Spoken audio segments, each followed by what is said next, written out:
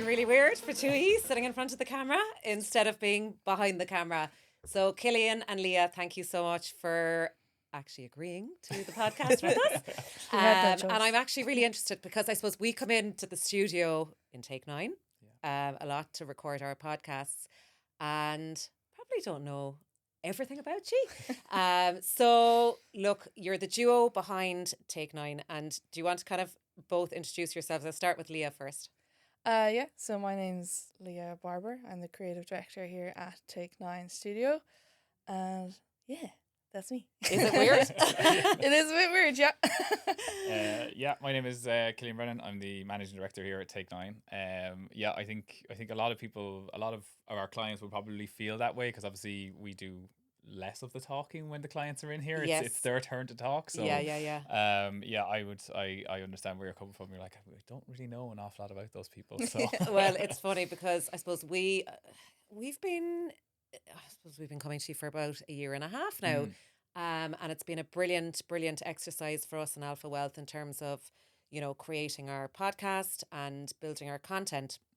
But just bring me back, I suppose. Look, Kilian, I suppose you've got a really kind of interesting kind of career path. You work as a firefighter. Yeah.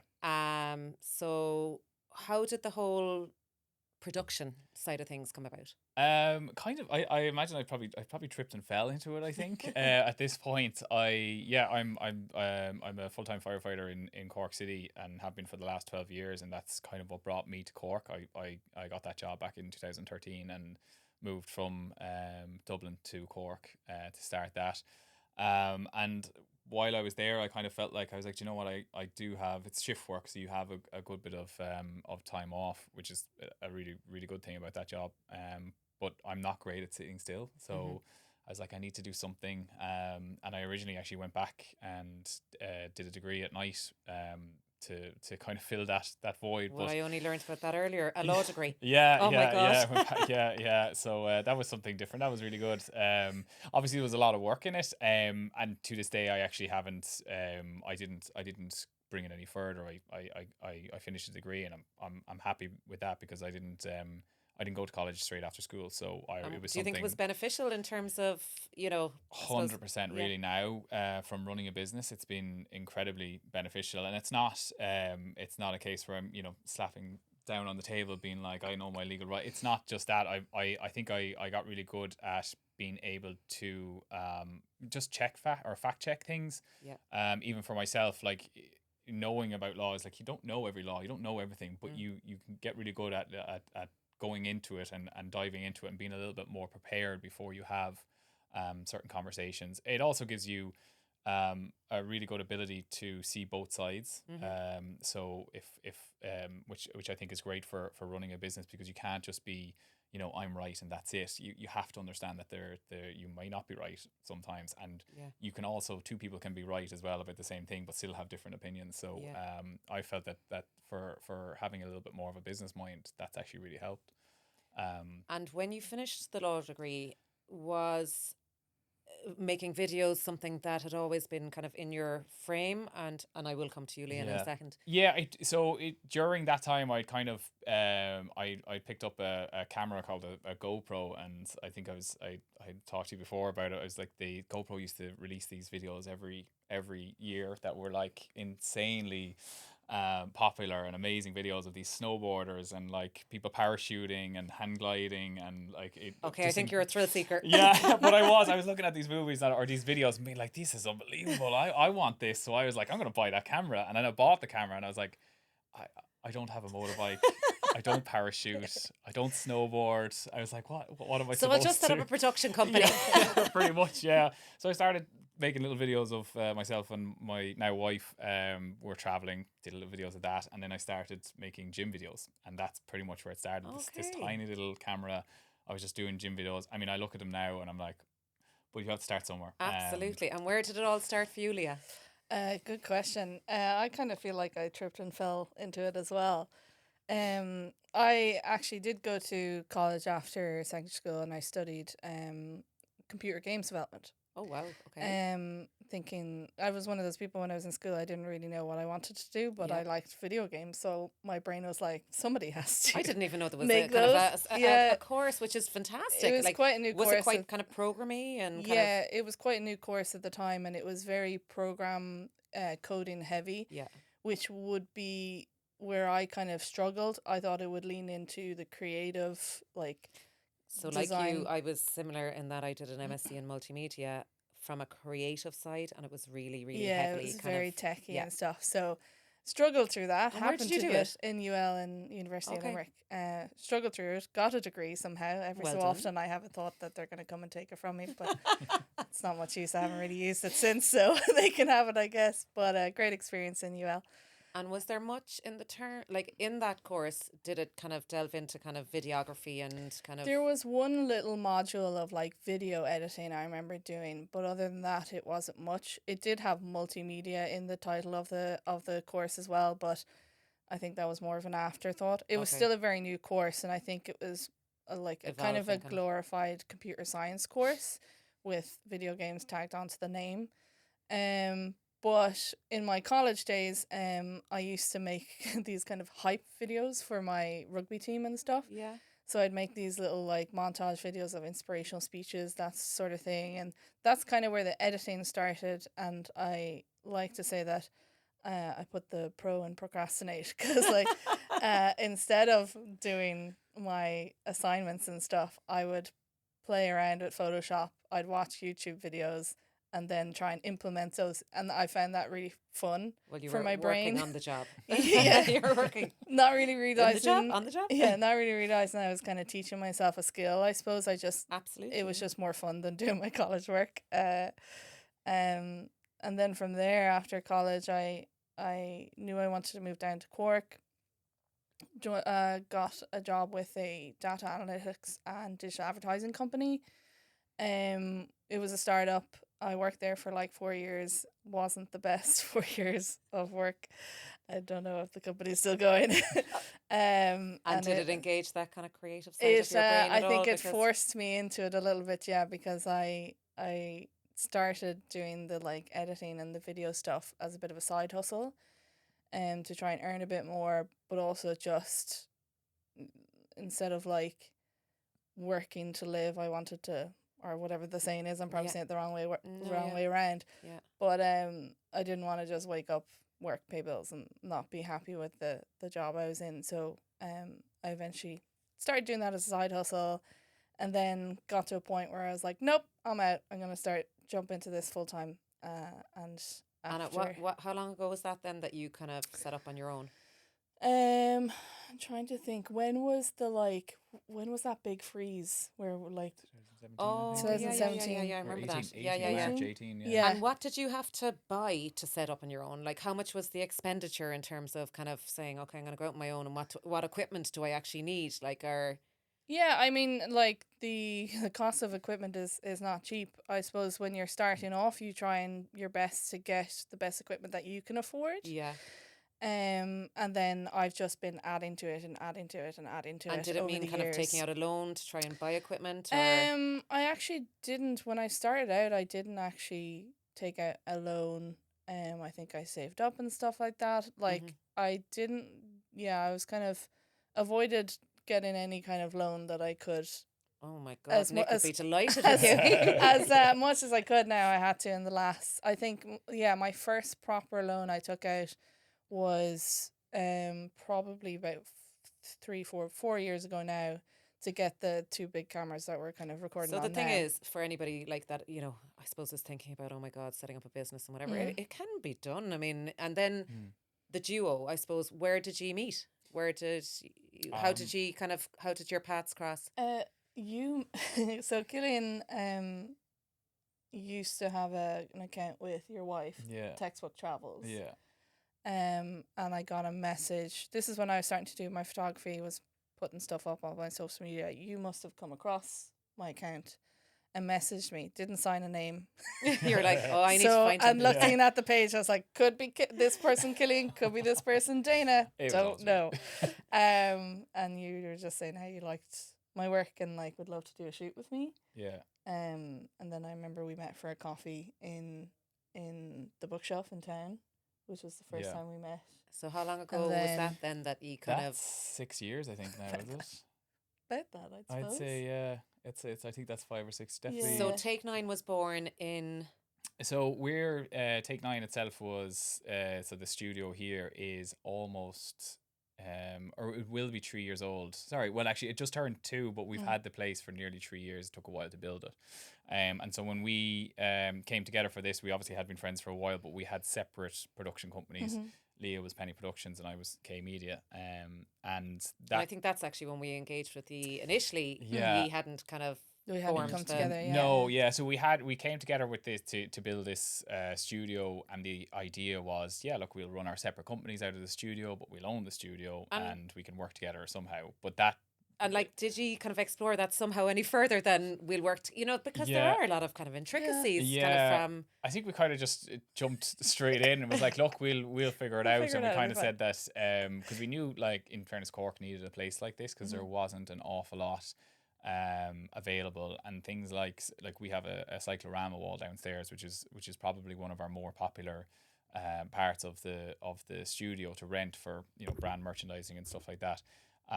But it's the only one to be able to be hired outside of Dublin in Munster at the moment. So And if it's you, a fantastic space for anybody that, like, talk to me a little bit about companies that you engage with and businesses that, could potentially use a space like this, because content creation has become such a big part of marketing a business, marketing a product. I kind of think it's pretty much taken over at this stage.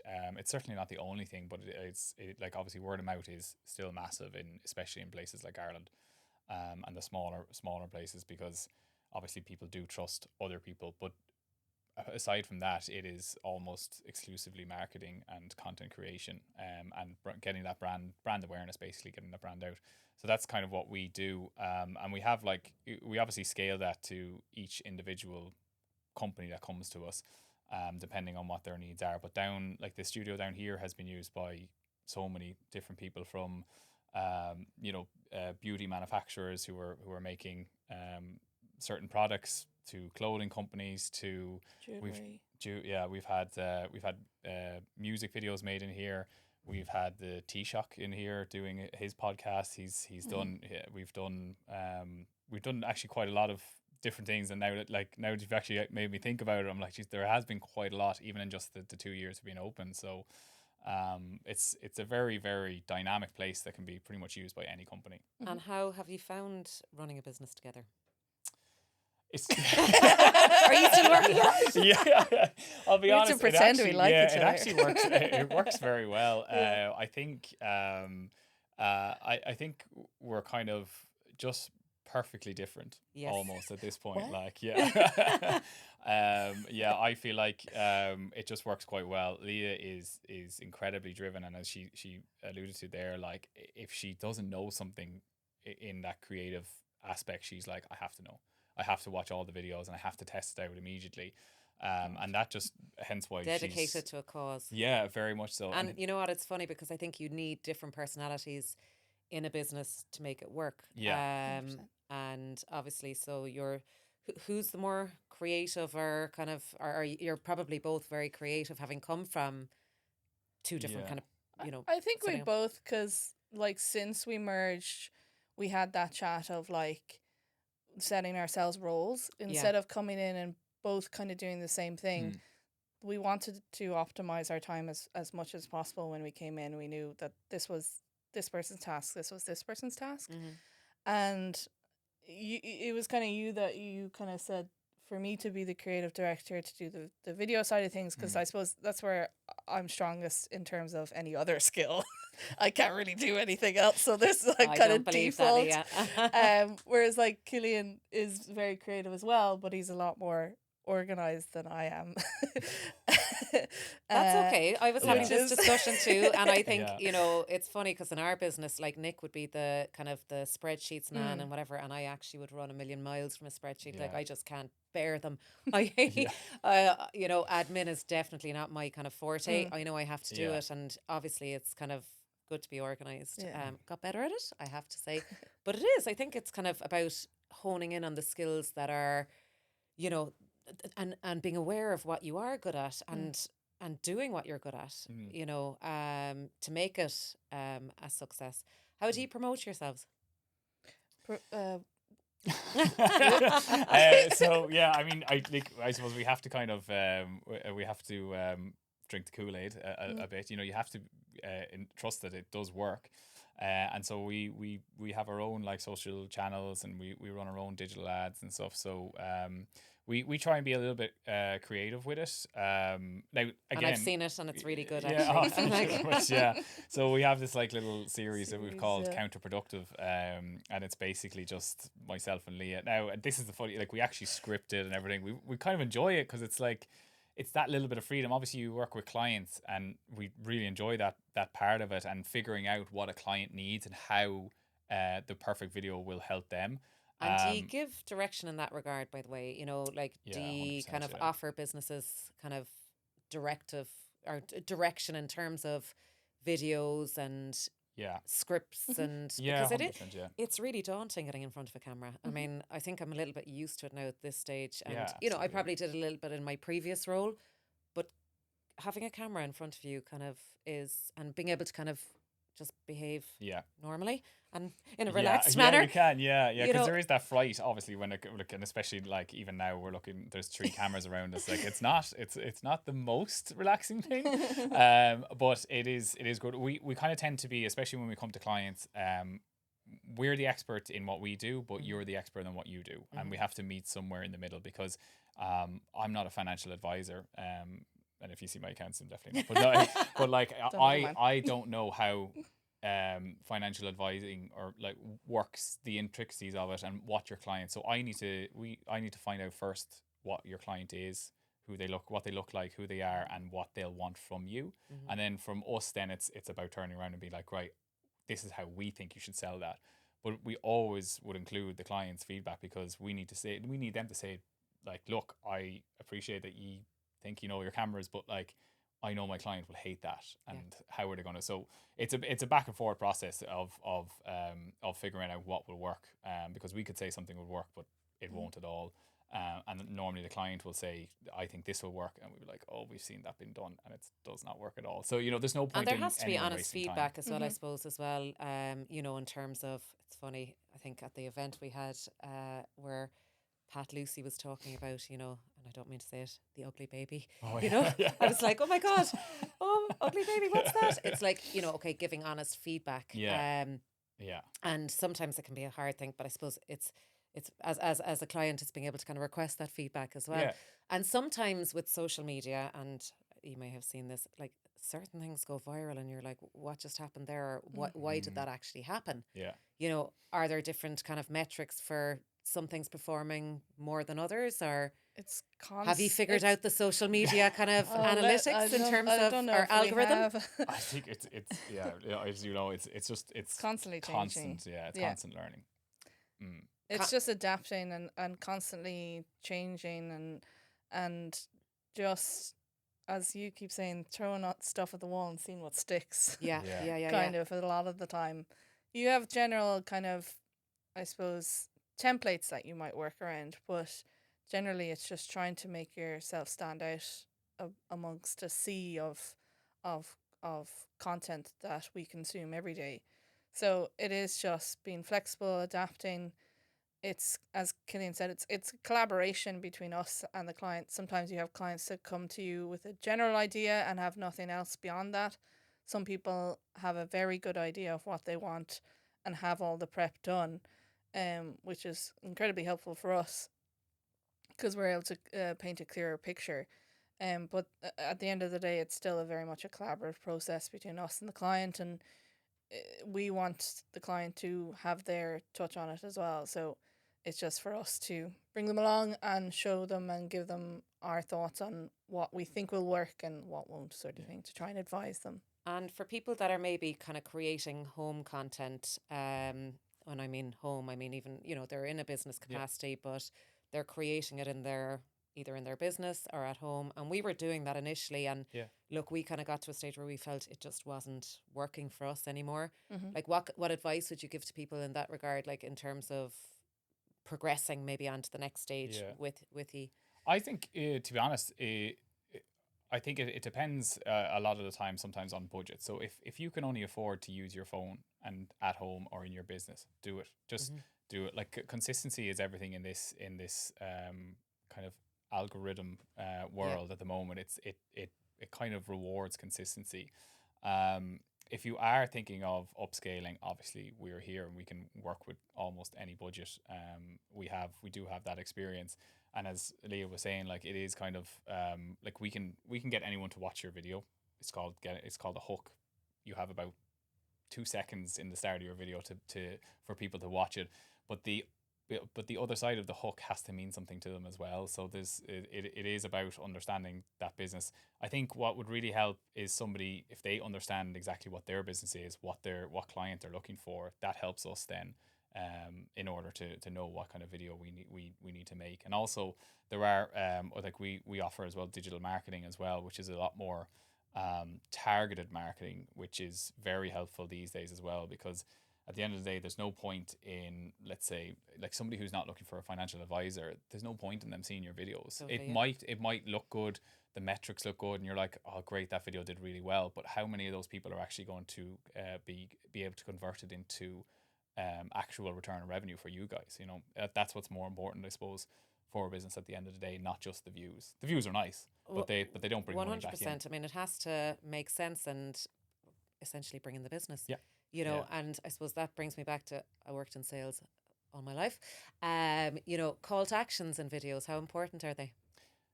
I would say, yeah. I mean, like I think like there is like you can go about it one or two ways. Like brand awareness is brilliant, obviously build that brand. But as I said, like you just have to at the end of the day be getting something back into the business, and that's when the call to actions come into play. I think there has to be some follow up.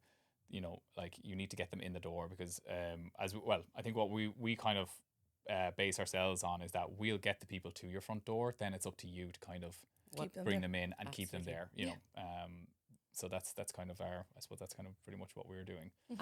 So talk to me about the plans for kind of Take 9. I mean, obviously it's great that you're still working as a firefighter because I suppose it allows you another income stream. Yeah. And you know, are there have you plans, I suppose, for anything further or is it, you know, I suppose where are you at now in terms of the plans for the business really, I suppose, and what's next? I suppose we kind of always have plans, and we obviously we merged together our businesses because we wanted to grow. We wanted to be a bigger entity. We want to increase our team, be able to help other businesses and more businesses. Obviously, we have currently at the moment we have a finite amount of clients we can take on, which is obviously great when you hit that mark, and it's lovely. But there's another part of me, and I think pretty much you as well, that's like, I'd love to be able to take more. Yeah. I'd love more. You know that there's money that's Yeah. been lost to you. And how do you work that out then? You see, I mean, it's more about scaling, and we are looking at doing that. We obviously have this great studio here that we put a lot of work into, and it's still less than 3 years old. So, but we are considering scaling again.